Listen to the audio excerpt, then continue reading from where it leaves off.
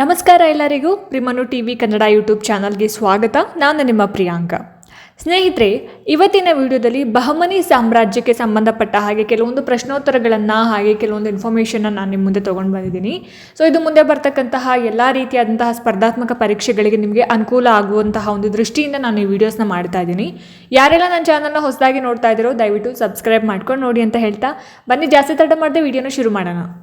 ಮೊದಲನೇ ಪ್ರಶ್ನೆ ನೋಡಿ, ಬಹಮನಿ ರಾಜ್ಯದ ಮೂಲ ಪುರುಷ ಯಾರು ಅಂತ ಪ್ರಶ್ನೆ ಇದೆ. ಸೊ ಇಲ್ಲಿ ಅಲ್ಲಾವುದ್ದೀನ್ ಹಸನ್ ಬಹಮನ್ ಶಾ ಏನಿದ್ದಾನೆ, ಬಹಮನಿ ಸಾಮ್ರಾಜ್ಯ ಅಥವಾ ಬಹಮನಿ ರಾಜ್ಯದ ಮೂಲ ಪುರುಷ ಅಂತ ಹೇಳಿ ಇವನನ್ನು ಕರೀತಾರೆ, ಅಲ್ಲಾವುದ್ದೀನ್ ಹಸನ್ ಬಹಮನ್ ಶಾ. ಇನ್ನು ಬಹಮನಿ ರಾಜ್ಯದ ಮೊದಲನೇ ರಾಜಧಾನಿ ಯಾವುದಾಗಿತ್ತು ಅಂತ ಹೇಳಿದ್ರೆ ಗುಲ್ಬರ್ಗವನ್ನು ಇವರು ತಮ್ಮ ಒಂದು ಆಡಳಿತಾವಧಿಯಲ್ಲಿ ಮೊದಲನೇ ರಾಜಧಾನಿಯಾಗಿ ಮಾಡ್ಕೊಳ್ತಾರೆ. ನಂತರದ ದಿನಗಳಲ್ಲಿ ಬೀದರನ್ನು ಇವರು ರಾಜಧಾನಿಯಾಗಿ ಮಾಡಿಕೊಂಡು ಆಳ್ವಿಕೆಯನ್ನು ಮಾಡ್ತಾ ಇರ್ತಾರೆ. ಹಾಗೆ ಅಲ್ಲಾವುದ್ದೀನ್ ಬಹಮನ್ ಶಾನು ಸಿಂಹಾಸನಕ್ಕೆ ಬಂದ ವರ್ಷ ಎಷ್ಟು ಅಂತ ಹೇಳಿದ್ರೆ ಕ್ರಿಸ್ತಶಕ 1347 ಆಗಸ್ಟ್ 2ನೇ ತಾರೀಕಿನಂದು ಇವನು ಅಲ್ಲಾವುದ್ದೀನ್ ಹಸನ್ ಬಹಮನ್ ಶಾ ಏನಿದ್ದಾನೆ ಅವನು ಸಿಂಹಾಸನಕ್ಕೆ ಬರ್ತಾನೆ. ಯಾರಿವನು? ಬಹಮನಿ ಸಾಮ್ರಾಜ್ಯದ ಮೂಲ ಪುರುಷ. ಇನ್ನು ದಖನಿನಲ್ಲಿ ರಾಜ್ಯಭಾರ ಮಾಡಿದಂತಹ ಮೊದಲ ಮುಸ್ಲಿಂ ರಾಜ್ಯ ಯಾವುದು ಅಂತ ಹೇಳಿದ್ರೆ ಬಹಮನಿ ರಾಜ್ಯನೇ ಆಗಿತ್ತು. ದಖನಿನಲ್ಲಿ ರಾಜ್ಯಭಾರವನ್ನು ಮಾಡಿದಂತಹ ಅಥವಾ ಆಳ್ವಿಕೆಯನ್ನು ಮಾಡಿದಂತಹ ಮೊದಲನೇ ಮುಸ್ಲಿಂ ರಾಜ್ಯ ಅನ್ನುವಂತಹ ಹೆಗ್ಗಳಿಕೆ ಇದು ಬಹಮನಿ ಸಾಮ್ರಾಜ್ಯ ತಗೊಂಡಿರೋವಂಥದ್ದು. ಇನ್ನು ಅಲ್ಲಾವುದ್ದೀನ್ ಹಸನ್ ಬಹಮನ್ ಶಾ ಅವರ ಮೊದಲನೇ ಹೆಸರು ಏನಾಗಿತ್ತು ಅಂತ ಹೇಳಿದ್ರೆ ಜಾಫರ್ ಅಂತ ಹೇಳಿಬಿಟ್ಟು ಇವನ ಮೊದಲನೇ ಹೆಸರಾಗಿತ್ತು. ಇನ್ನು ಜಾಫರ್ ಖಾನ್ನ ಮತ್ತೊಂದು ಹೆಸರೇನು ಅಂತ ಹೇಳಿದ್ರೆ ಹಸನ್ ಅಂತಕ್ಕಂಥದ್ದು. ಹಸನ್, ಜಾಫರ್ ಹಾಗೆಯೇ ಅಲ್ಲಾವುದ್ದೀನ್ ಹಸನ್ ಬಹಮನ್ ಶಾ ಇದು ಮೂರು ಹೆಸರುಗಳು ಕೂಡ ಒಂದೇ ವ್ಯಕ್ತಿಯದಾಗಿತ್ತು. ಇನ್ನು ಗುಲ್ಬರ್ಗದ ವಿಶಾಲವಾಗಿರುವಂತಹ ಜಾಮಿ ಮಸೀದಿಯನ್ನು ಕಟ್ಟಿಸಿದಂತಹ ದೊರೆ ಯಾರು ಅಂತ ಹೇಳಿದ್ರೆ ಮೊಹಮ್ಮದ್ ಶಾ ಏನಿದ್ದಾನೆ ಇವನು ಗುಲ್ಬರ್ಗಾದಲ್ಲಿ ಇರುವಂತಹ ಜಾಮಿ ಮಸೀದಿಯನ್ನು ಕಟ್ಟಿಸ್ತಾನೆ. ಹಾಗೆಯೇ ಫಿರೋಜಾಬಾದ್ ಅಂತಕ್ಕಂತಹ ಒಂದು ಹೊಸ ರಾಜಧಾನಿಯನ್ನು ಕಟ್ಟಿಸಿದವರು ಯಾರು ಅಂತ ಹೇಳಿದ್ರೆ ಅದರಲ್ಲಿ ಆ ಒಂದು ಪದದಲ್ಲೇ ಇದೆ ಆ ಒಂದು ರಾಜಧಾನಿಯನ್ನು ಕಟ್ಟಿಸಿದ್ದು ಯಾರು ಅಂತ ಹೇಳಿ ಫಿರೋಜ್ ಶಾ ಅಂತಕ್ಕಂಥವನು ಫಿರೋಜಾಬಾದ್ ಅನ್ನುವಂತಹ ಒಂದು ಹೊಸ ರಾಜಧಾನಿಯನ್ನು ಕಟ್ಟಿಸ್ತಾನೆ. ಇನ್ನು ಗುಲ್ಬರ್ಗದಲ್ಲಿ ನಕ್ಷತ್ರ ವೀಕ್ಷಗಾಲವನ್ನು ಕಟ್ಟಿಸಿದಂತಹ ಬಹಮನಿ ದೊರೆ ಯಾರು ಅಂತ ಹೇಳಿದ್ರೆ ಫಿರೋಜ್ ಶಾ. ಹಾಗೆಯೇ ಬಹಮನಿ ದೊರೆಗಳು ರಾಜಧಾನಿಯನ್ನು ಗುಲ್ಬರ್ಗಾದಿಂದ ಬೀದರ್ಗೆ ಬದಲಾಯಿಸಿದಂತಹ ವರ್ಷ ಅಥವಾ ವರ್ಗಾಯಿಸಿದಂತಹ ವರ್ಷ ಯಾವುದು ಅಂತ ಹೇಳಿದ್ರೆ ಕ್ರಿಸ್ತಶಕ 1426ರಲ್ಲಿ ಏನು ಮಾಡ್ತಾರೆ ಬಹಮನಿ ದೊರೆಗಳು ಅವರ ಮೊದಲನೇ ರಾಜಧಾನಿಯಾಗಿದ್ದಂತಹ ಗುಲ್ಬರ್ಗಾದಿಂದ ಬೀದರ್ಗೆ ಅವರ ರಾಜಧಾನಿಯನ್ನು ವರ್ಗಾವಣೆ ಅಥವಾ ಬದಲಾಯಿಸಿದಂತಹ ವರ್ಷ. ಇನ್ನು ರಾಜಧಾನಿಯನ್ನು ಗುಲ್ಬರ್ಗಾದಿಂದ ಬೀದರ್ಗೆ ಬದಲಾಯಿಸಿದಂತಹ ದೊರೆ ಯಾರು ಅಂತ ಹೇಳಿದರೆ ಅಹಮದ್ ಶಾ. ಹಾಗೆಯೇ ಬಹಮನಿ ರಾಜ್ಯ 5 ಶಾಹಿ ರಾಜ್ಯಗಳಾಗಿ ವಿಭಜನೆಯಾಗಿರುವಂತಹ ವರ್ಷ ಯಾವುದು ಅಂತ ಹೇಳಿದ್ರೆ 1489ರಲ್ಲಿ 5 ರಾಜ್ಯಗಳಾಗಿ ಡಿವೈಡ್ ಆಗ್ತಕ್ಕಂಥದ್ದು. ಯಾವುದು ಈ ಒಂದು ಬಹಮನಿಗಳ ಒಂದು 5 ಶಾಹಿ ರಾಜ್ಯ ಅಂತ ಹೇಳಿದ್ರೆ ಬಿರಾರ್ನ ಇಮದ್ ಶಾ, ಹಾಗೆಯೇ ಅಹಮದ್ ನಗರದ ನಿಜಾಮ್ ಶಾಹಿ, ಬಿಜಾಪುರದ ಆದಿಲ್ ಶಾಹಿ, ಬೀದರ್ನ ಬರಿದ್ ಶಾಹಿ, ಗೋಲ್ಕಂಡದ ಕುತುಬ್ ಶಾಹಿ ಅಂತ ಹೇಳಿಬಿಟ್ಟು 5 ಶಾಹಿ ರಾಜ್ಯಗಳಾಗಿ ಈ ಒಂದು ಬಹಮನಿ ರಾಜ್ಯ ಡಿವೈಡ್ ಆಗುವಂಥದ್ದು. ನೆಕ್ಸ್ಟು ಯಾರ ಆಳ್ವಿಕೆಯ ನಂತರ ಬಹಮನಿ ರಾಜ್ಯ 5 ಶಾಹಿ ರಾಜ್ಯಗಳಾಗಿ ವಿಭಜನೆ ಆಯಿತು ಅಂತ ಹೇಳಿದ್ರೆ ಮೊಹಮ್ಮದ್ ಶಾನ ಆಳ್ವಿಕೆಯ ನಂತರ ಅಂತ ಹೇಳಿ. ಇನ್ನು ಬಹಮನಿ ಸುಲ್ತಾನರ ಪ್ರಸಿದ್ಧ ದೊರೆ ಬಂದ್ಬಿಟ್ಟು ಫಿರೋಜ್ ಶಾ. ಹಾಗೆಯೇ ಬಹಮನಿ ಸುಲ್ತಾನರ ಪ್ರಸಿದ್ಧ ಮಂತ್ರಿ ಯಾರು ಅಂತ ಹೇಳಿದ್ರೆ ಮೊಹಮ್ಮದ್ ಗವಾನ್.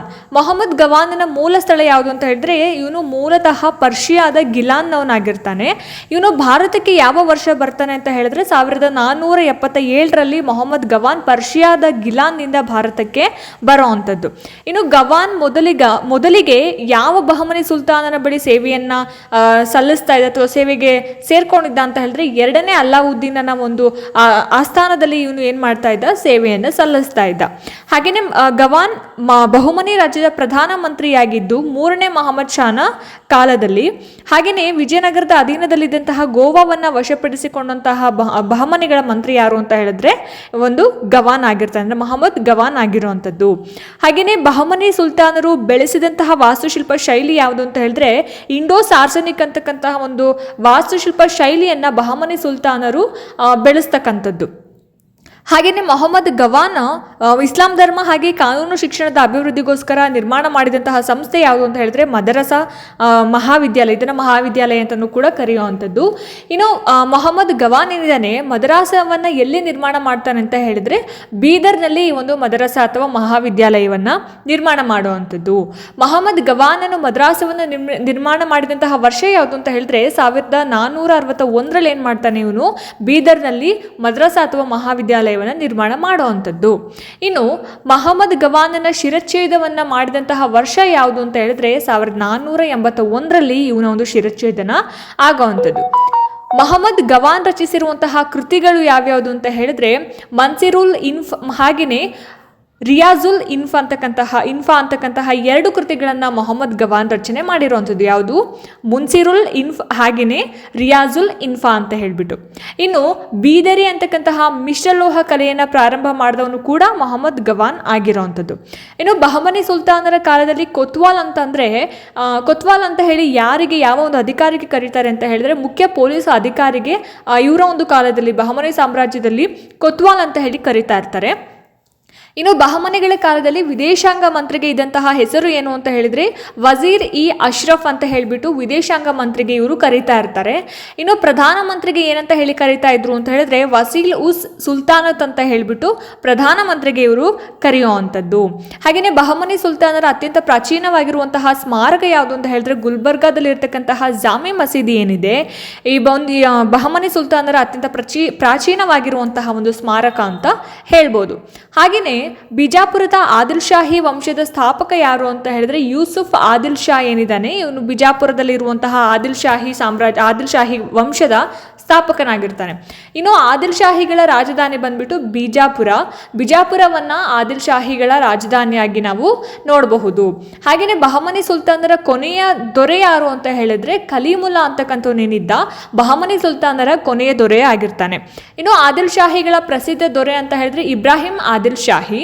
ಹಾಗೆಯೇ 38ನೇ ಪ್ರಶ್ನೆ ನೋಡಿ, ತಾರಿಕ್ ಎ ಫೆರಿಸ್ತಾ ಅಂತಕ್ಕಂತಹ ಕೃತಿಯನ್ನ ಬರೆದವರು ಯಾರು ಅಂತ ಹೇಳಿದ್ರೆ ಫೆರಿಸ್ತಾ ಅಂತಕ್ಕಂಥವನು ತಾರಿಕ್ ಎ ಫೆರಿಸ್ತಾ ಅನ್ನುವಂತಹ ಕೃತಿಯನ್ನ ಬರೀತಾರೆ. ಇನ್ನು 2ನೇ ಇಬ್ರಾಹಿಂ ಆದಿಲ್ ಶಾನ ಕೃತಿ ಯಾವುದು ಅಂತ ಹೇಳಿದ್ರೆ ಕಿತಾಬ್ ಇ ನವರಸ್ ಅನ್ನುವಂತಹ ಒಂದು ಕೃತಿ ಯಾರು ಬರೆಯುವಂಥದ್ದು? 2ನೇ ಇಬ್ರಾಹಿಂ ಆದಿಲ್ ಶಾ. ಆದಿಲ್ ಶಾಹಿಗಳ ಸುಪ್ರಸಿದ್ಧ ಸ್ಮಾರಕಗಳು ಅಂತ ಬಂದಾಗ ಇಬ್ರಾಹಿಂ ರೋಜಾ ಆಗಿರ್ಬೋದು, ಹಾಗೆ ಗೋಲ್ ಗುಂಬಜ್, ಇದು ಎರಡು ಏನಿದೆ ಆದಿಲ್ ಶಾಹಿಗಳ ಪ್ರಸಿದ್ಧವಾಗಿರುವಂತಹ ಅಥವಾ ಸುಪ್ರಸಿದ್ಧ ಸ್ಮಾರಕ ಅಂತ ಹೇಳ್ಬೋದು. ಇನ್ನು ಈ ಒಂದು ಗೋಲ್ ಗುಂಬಜ್ ಏನಿದೆ ಬಿಜಾಪುರದ ಸುಲ್ತಾನ ನಿರ್ಮಾಣ ಮಾಡಿರುವಂಥದ್ದು.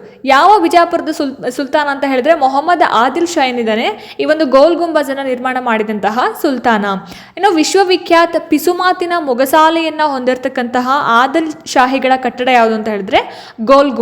ಇದನ್ನ ಏನಂತ ಹೇಳ್ತಾರೆ ಕನ್ನಡದಲ್ಲಿ ಪಿಸುಮಾತಿನ ಮೊಗಸಾಲೆ ಅಂತ ಹೇಳಿ ಕರೀತಾರೆ. ಮೊಗಸಾಲೆಯನ್ನು ಹೊಂದಿರುವಂತಹ ಒಂದು ಕಟ್ಟಡ.